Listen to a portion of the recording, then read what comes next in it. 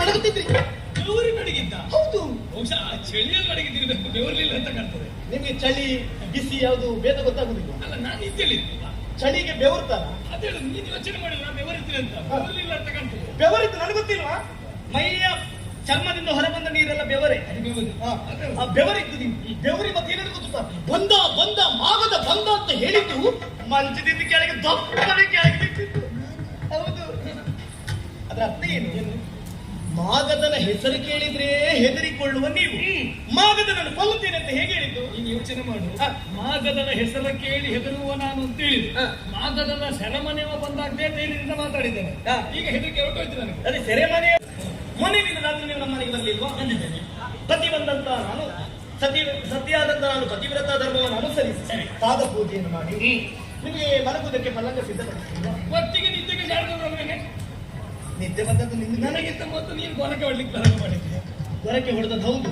ನಿಮಗೆ ನಿದ್ದೆ ಬರುವಾಗ ನನಗೆ ಎಚ್ಚರ ಹೌದು. ಯಾಕೆ ಅಂತ ವಿಷಯ ಹೇಳ್ತೀರಿ ಕೇಳಿ. ಊಟ ಮಾಡಿ ಮಲಗಿದ್ರ? ಹೌದು. ಬೆಳಿಗ್ಗೆ 4:30 ಜಾವ. ಪೂರ್ಣ ಬೆಳಿಗ್ಗೆ ಆಗ್ಲಿಲ್ಲ, ಬೆಳಿಗ್ಗೆ 4:30 ಜಾವ. ಕನಸು ಆಗ್ತದೆ ಆಗ್ತದೆ. ಕನಸು ನನಸಾಗ್ತದೆ. ನನಸಾಗ್ತದೆ ಅಂತ ನಾನು ಅದನ್ನೇ ಹೇಳ್ತಾ ಇದ್ದೇನೆ. ಈಗ ಬಿಡುವುದಿಲ್ಲ ಅಂತ ಹೇಳಿದ್ದು ಒಮ್ಮೆಲೆ ಬಿಡುವುದಿಲ್ಲ ಅಂತ ಹೇಳಿದ್ದ. ಮಲಗಿದ್ರಿ ನೀವು. ಯಾಕೆ ಗೊತ್ತುಂಟಾ? ಉಚ್ಛ್ವಾಸ ನಿಶ್ವಾಸ ಸರಿಯಾಗ್ತಿತ್ತು, ಮಲಗಿದ್ರಿ ನೀವು. ಸುಮ್ಮನೆ ಅದೇ ತಿಳ್ಕೊಡುದು. ಬಿಡುವುದಿಲ್ಲ ಅಂತ ಹೇಳಿದ್ರೆ ಯಾಕೆ ಹೇಳು? ನಾನು ಹತ್ತಿರ ಬಂದ್ರು ನೀನು ಓಡುದು ಆಚೆ ಈಚೆ, ನಿನ್ನ ಕಣ್ಣಲ್ಲಿ ಆಚೆ ಕೊಡುವುದು. ಬಿಡುವುದಿಲ್ಲ ಮಾಡಿದ್ರು ಸುಮ್ಮನೆ ನಿಮಗೆ ಗೊತ್ತಾಗಿಲ್ಲ. ಇದನ್ನು ನೀವೇ ಕಟ್ಟಿದ್ದಲ್ವಾ? ನನಗೆ ಗೊತ್ತಿಲ್ಲ. ಇದರ ಆವರಣ ಬಿಟ್ಟು ಮತ್ತೆ ಹೋಗ್ಲಿಕ್ಕೆ ಆಗ್ತದೆ ನನಗೆ. ಆವರಣ ಅಲ್ಲ, ಮಲಗಿದ ಮಂಚದಿಂದ ಆಚೆ ಹೋಗುದೇನು. ಈಗ ಬೇಡ, ಈಗ ಬೇಡ.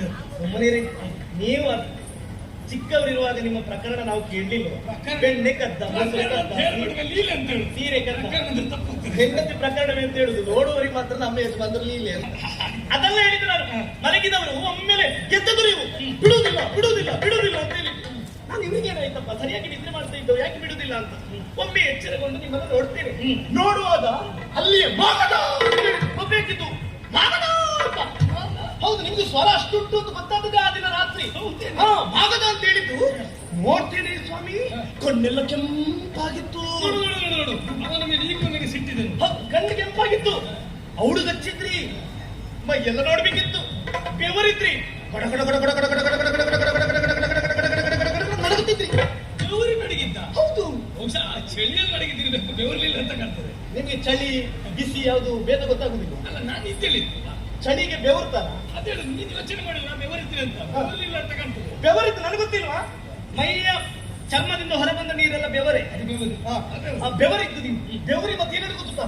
ಬಂದ ಬಂದ ಮಾಗದ ಬಂದ ಅಂತ ಹೇಳಿದ್ದು ಮಂಚದಿಂದ ಕೆಳಗೆ ದಪ್ಪನೆ ಕೆಳಗೆ ಬಿಟ್ಟಿತ್ತು. ಹೌದು. ಅದರ ಅರ್ಥ ಏನು? ಮಾಗದನ ಹೆಸರು ಕೇಳಿದ್ರೆ ಹೆದರಿಕೊಳ್ಳುವ ನೀವು ಮಾಗದನನ್ನು ಕೊಲ್ಲುತ್ತೇನೆ ಅಂತ ಹೇಗೆ ಹೇಳಿದ್ದು? ನೀನು ಯೋಚನೆ ಮಾಡು. ಮಾಗದನ ಹೆಸರು ಕೇಳಿ ಹೆದರುವ ನಾನು ಅಂತ ಹೇಳಿದ್ದು.